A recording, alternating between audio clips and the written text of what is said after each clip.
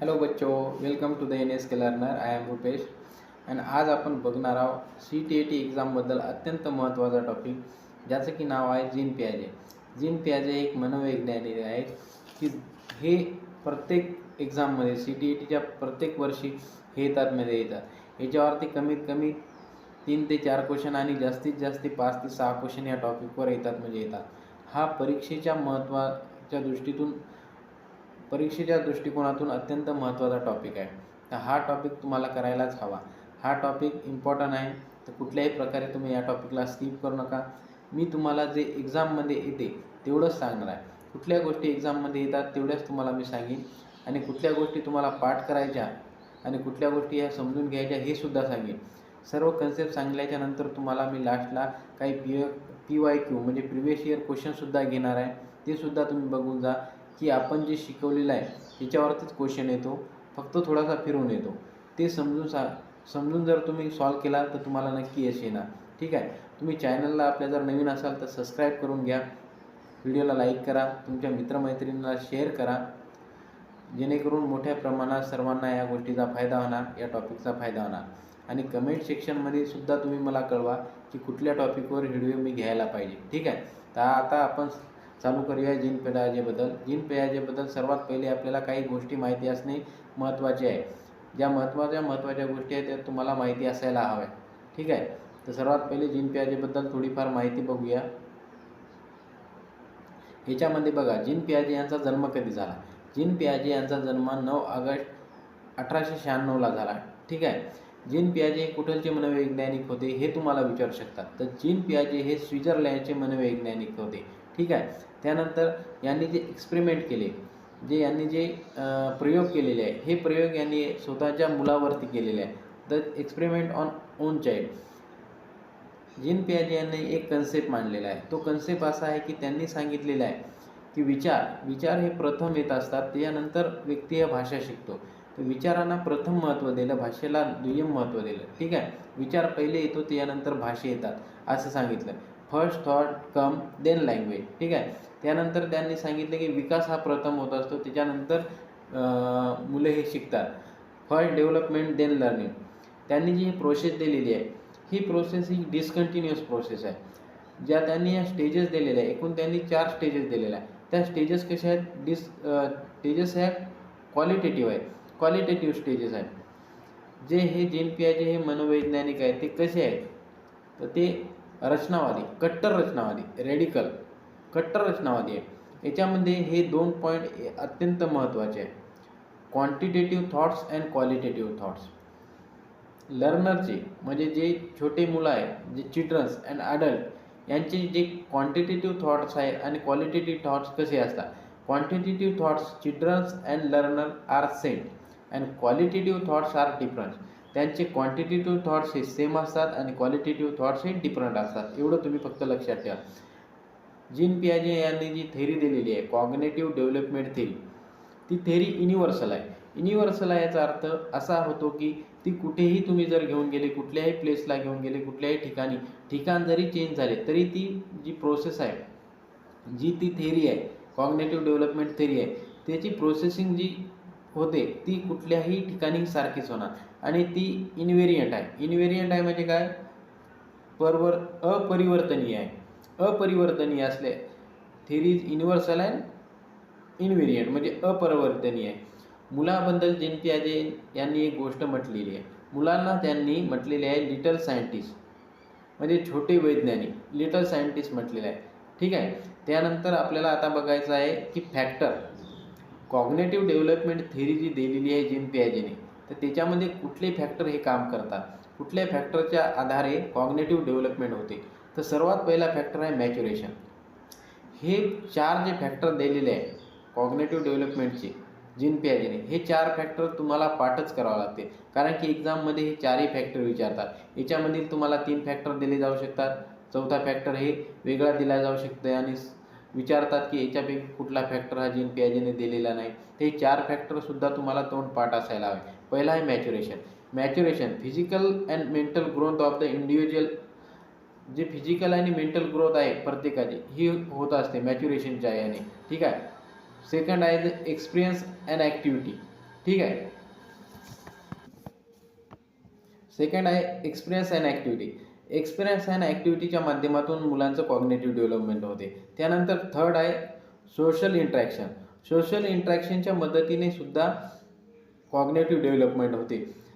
Social interaction म्हणजे काय? तुमच्या आईवडिलांकडून तुम्ही शिकता, त्यानंतर तुम्ही तुमच्या मित्रमैत्रिणींकडून शिकता, टीचरकडून शिकता. सोशल इंटरॅक्शन होऊन सुद्धा तुमचं कॉग्नेटिव्ह डेव्हलपमेंट होते. चौथा फॅक्टर कुठला आहे? इक्विलिब्रियम. इक्विलिब्रियम म्हणजे काय असते? चाइल्ड जे नवीन माहिती किंवा जुनी माहिती याचं बॅलेन्सिंग करते, त्याच्या माध्यमातून नवीन माहिती शिकतो, त्याला म्हणायचं इक्विलिब्रियम.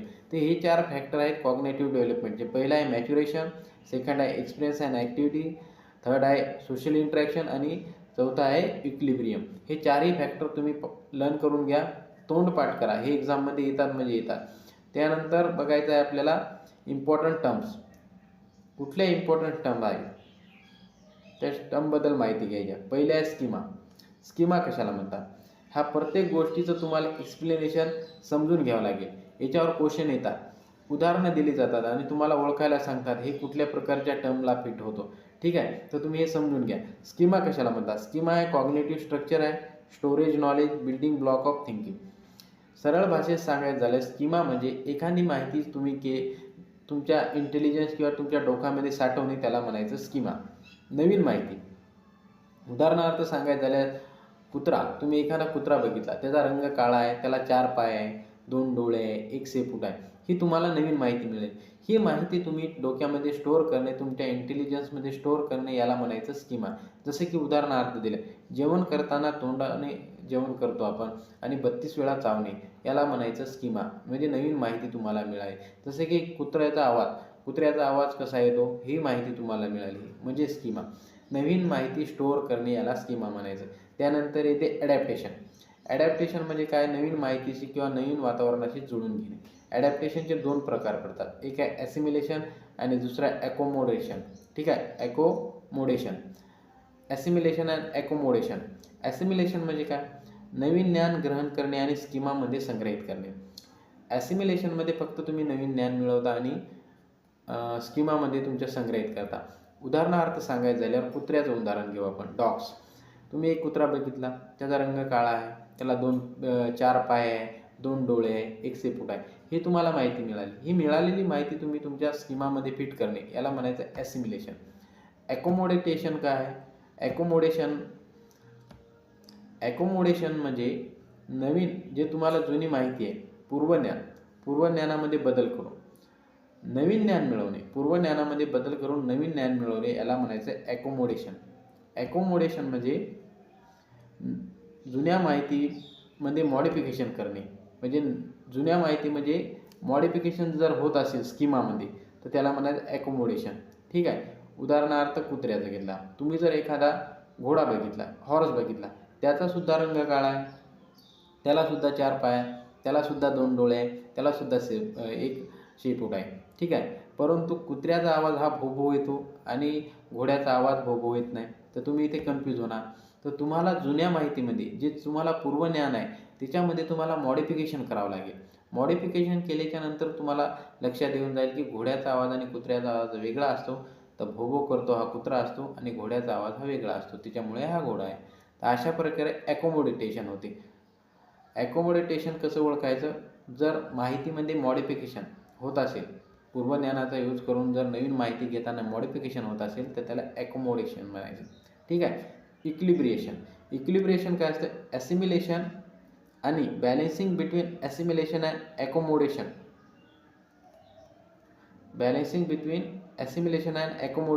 याला म्हणायचं इक्विलिब्रिएशन. ॲकोमोडेशन अँड ॲसिमिलेशनमध्ये बॅलेन्सिंगचं काम करते. Handle the new experience and concept. नवीन माहिती जेव्हा आपण घेतो, त्याच्यामध्ये जर बॅलेन्सिंगचं काम करत असेल, ते नवीन माहिती घेताना जर तो गडबडत नसेल, त्याला कुठल्याही प्रकारचा त्रास होत नसेल, तो सहजपणे नवीन माहिती मिळवत असेल बॅलेन्सिंगच्या साहाय्याने, तर त्याला म्हणायचं इक्विलिब्रिएशन. जर तो सहजपणे माहिती मिळवत नसेल, तर त्याला म्हणायचं डिसइक्विलिब्रिएशन. ठीक आहे. ऑर्गनायझेशन म्हणजे काय? ऑर्गनायझेशन हा टर्म परीक्षेच्या दृष्टीने महत्त्वाची नाही, तरीसुद्धा तुम्ही लक्षात ठेवा, स्कीमाला जोडण्याचे काम करते. उदाहरणार्थ सांगायचं झालं, CTETचा अभ्यास करणे हा एक भाग झाला. दुसरा स्कीमा झाला बँकिंग एक्झाम करणे, तिसरा स्कीमा झाला कॉम्पिटिटिव्ह एक्झाम करणे. या तिन्हीचाही बॅलेन्स करून अभ्यास करणे याला म्हणायचं ऑर्गनायझेशन. ठीक आहे. आणि लास्टची टर्म आहे dissonance. What is mean by dissonance? डिझोनन्समध्ये कॉन्फ्लिक्ट थॉट असतात. जसं की तुम्ही ॲनिमल लवर आहे, तुम्हाला प्राणी आवडतात, परंतु तुम्ही मांस खाता, याला म्हणायचं डिझोनन्स. तुमच्या वागण्यामध्ये आणि तुमच्या करण्यामध्ये फरक जर असेल, म्हणजे तुम्ही मानण्यामध्ये आणि करण्यामध्ये फरक जर असेल तर त्याला म्हणायचं डिझोनन्स. ठीक आहे. तर अशा प्रकारे आपण इम्पॉर्टंट टर्म्स बघितलेले आहेत. त्याच्यानंतर आपल्याला बघायचं आहे ऑपरेटर्स. Important operators. हे ऑपरेटर्स सर्व तुम्ही चांगल्या प्रकारे समजून घ्या, कारण की ऑपरेटरवरच क्वेश्चन भरपूर येतात.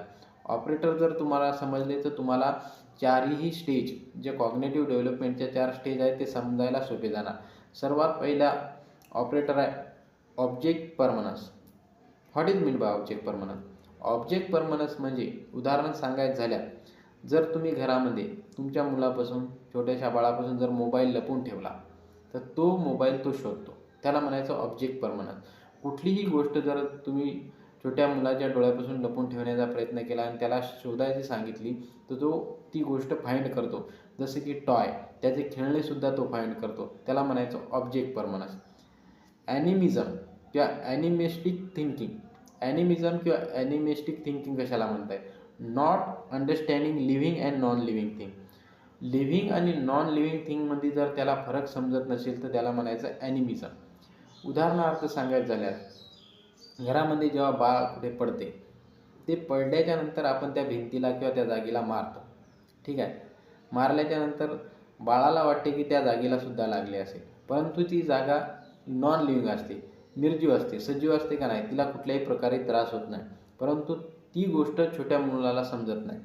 त्याच्यामध्ये ॲनिमिझमचा गुण डेव्हलप झालेला नसतो. म्हणजे नॉन लिव्हिंग आणि लिव्हिंग थिंगमध्ये जर डिफरन्स समजत नसेल तर त्याला म्हणायचं ॲनिमिझम. ठीक आहे. इगोसेंट्रिझम. इगोसेंट्रिझम म्हणजे काय? जे मी सांगत आहे, जे मी बोलत आहे तेच योग्य आहे असे मानून चालणे, त्याला म्हणायचं इगोसेंट्रिझम. फोर्थ आहे इरिव्हर्सिबिलिटी. इरिव्हर्सिबिलिटी म्हणजे काय? की संख्येमध्ये जर उलटसुलट केली तर ते न समजणे. जसं की उदाहरण इथं दिलेलं आहे 3 + 2 = 5, पण 2 + 3 = किती होता? संख्येमध्ये अदलाबदल केली, त्यातील फरक त्याला नाही समजला तर त्याला म्हणायचं इरिव्हर्सिबिलिटी. ठीक आहे. Currency, concept of currency. Concept of currency काय असते?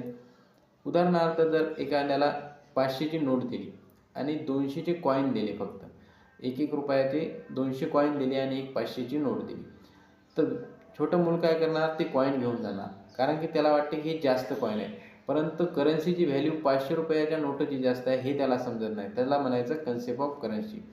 त्यानंतर आहे सेंट्रेशन.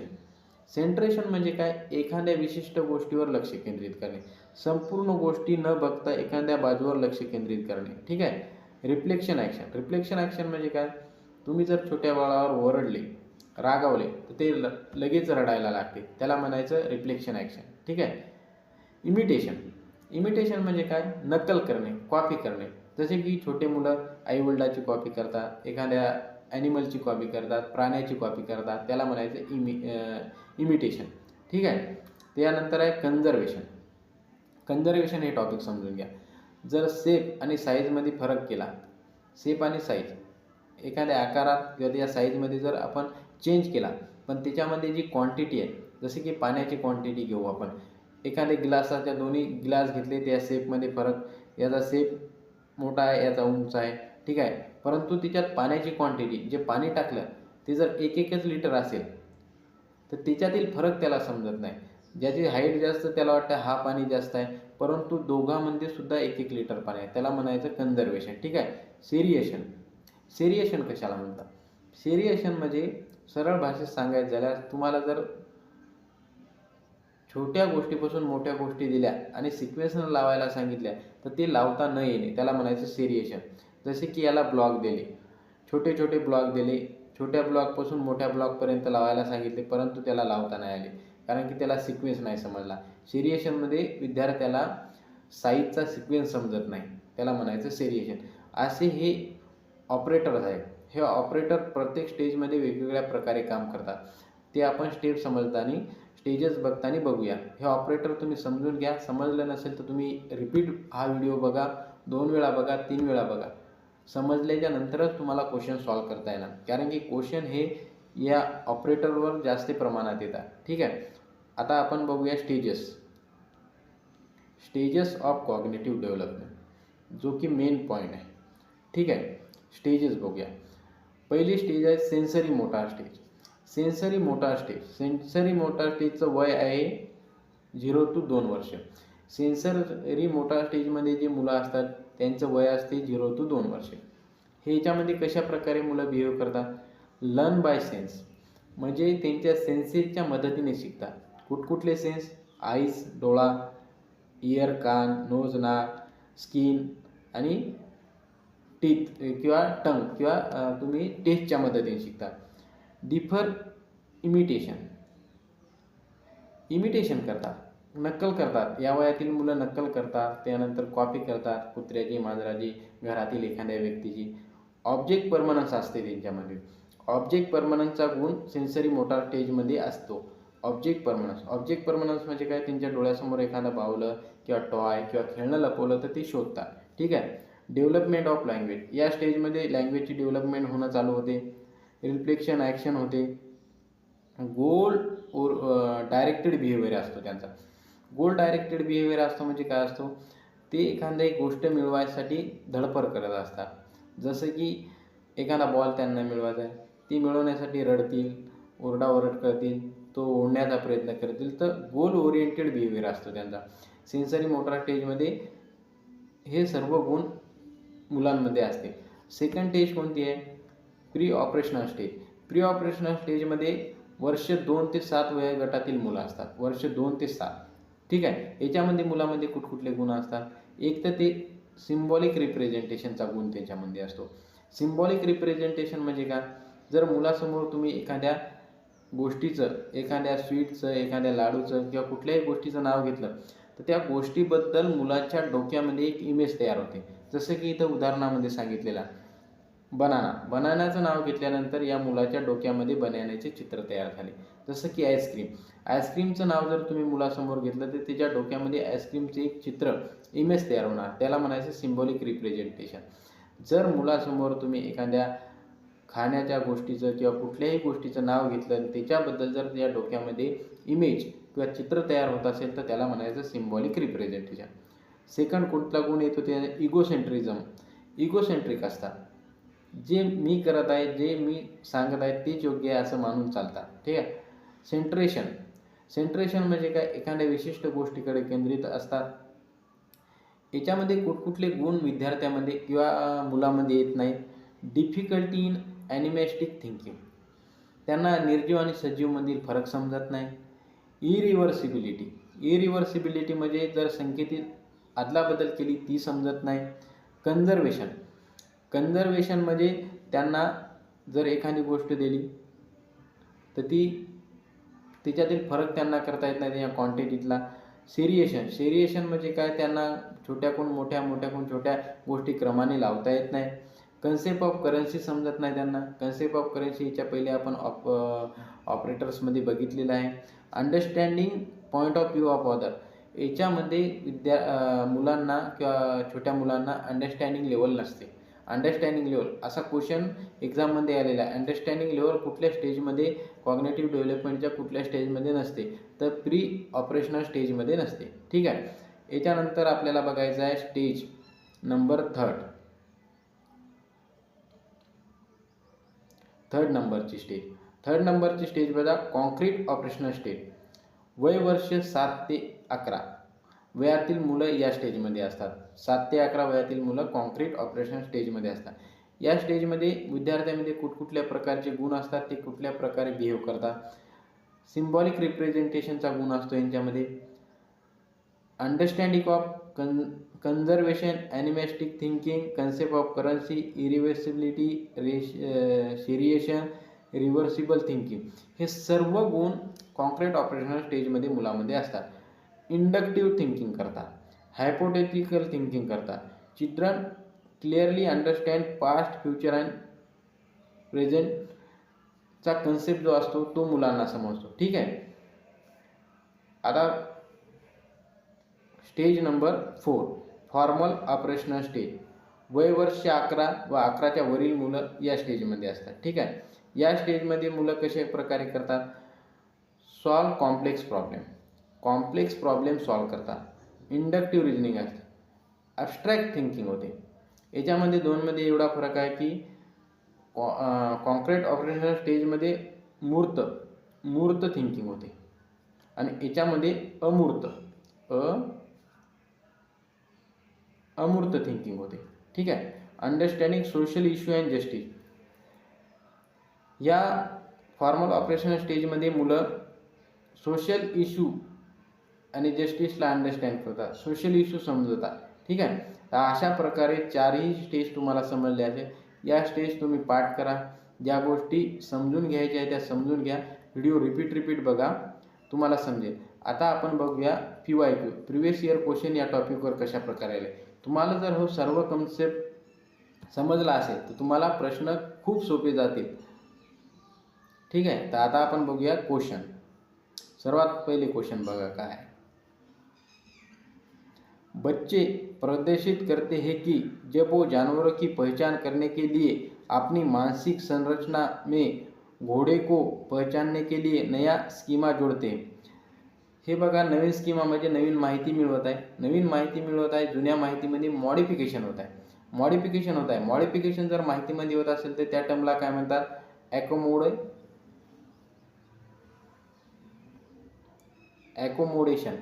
ठीक आहे. माहिती किंवा स्कीमामध्ये जर मॉडिफिकेशन होत असेल तर त्याला म्हणायचं ॲकोमोडेशन.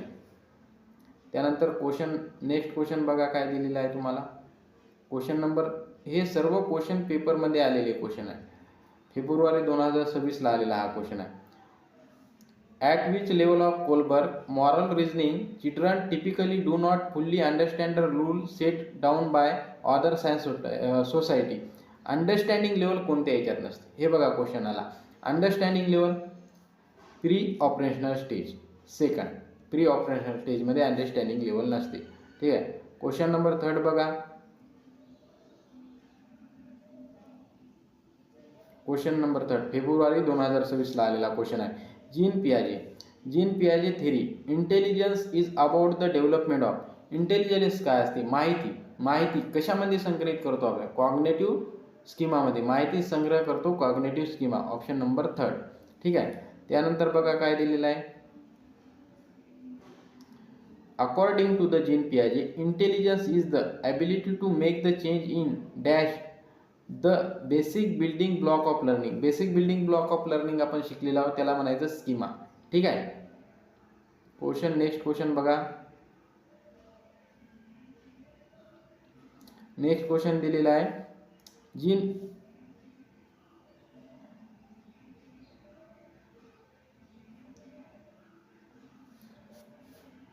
As per Jean Piaget theory of cognitive development, which of the following is the ability distinct from formal operational thinking from the concrete operational thinking. अशी कुठली गोष्ट आहे म्हणते की कॉन्क्रीट ऑपरेशनल थिंकिंग आणि फॉर्मल ऑपरेशनल थिंकिंगला वेगळं करते. कन्झर्वेशन दोन्ही याच्यात आहे. ऑब्जेक्ट परमनन्स मुलामध्ये दोन्ही याच्यात असते. सिम्बॉलिक प्ले असते. ॲब्स्ट्रॅक्ट लॉजिक किंवा ॲब्स्ट्रॅक्ट थिंकिंग ही फॉर्मल ऑपरेशनल थिंकिंगमध्ये असते, ही कॉन्क्रीट ऑपरेशनल थिंकिंगमध्ये नसते. तर याचं उत्तर आहे 4. ठीक आहे. क्वेश्चन बघा. जीन पियाजे की एक महत्वपूर्ण आलोचना है कि वह विकास पर डैश के प्रभाव पर पर्याप्त रूप से विचार करने में विफल थे. जीन पियाजेने कुठकुठल्या गोष्टी सांगितलेल्या आहे. त्याने मॅच्युरेशनबद्दल माहिती दिलेली आहे, त्याने ॲक्टिव्हिटीबद्दल माहिती दिली आहे. हे फॅक्टर आहेत. आपण जे 4 फॅक्टर्स शिकले. एक्सपिरियन्सबद्दल माहिती आहे, पण कल्चरबद्दल जीन पियाजेने माहिती दिलेली नाही. त्याचं उत्तर येणार कल्चर. ठीक आहे. बघा, आपण जे कन्सेप्ट शिकलो त्याच्या रिलेटेडच क्वेश्चन आहे, फक्त तुम्हाला कन्सेप्ट समजून घ्यावं लागेल. अशा प्रकारे हे बेसिक क्वेश्चन आहे जे PYQमध्ये आलेले आहे. आपण सर्व क्वेश्चनसुद्धा सॉल्व केले, कन्सेप्टसुद्धा समजून गेले. आय होप तुम्हाला हा व्हिडिओ खूप हेल्पफुल राहील. तुम्ही मी जेवढं तुम्हाला शिकवलं तेवढं तुम्ही नोट डाऊन करा आणि तुम्ही लर्न करा. ज्या गोष्टी समजून घ्यायच्या समजून घ्या. व्हिडिओ रिपीट बघा. समजलं नसेल तर नवीन चॅनलवर असाल तुम्ही तर चॅनलला सबस्क्राईब करून घ्या.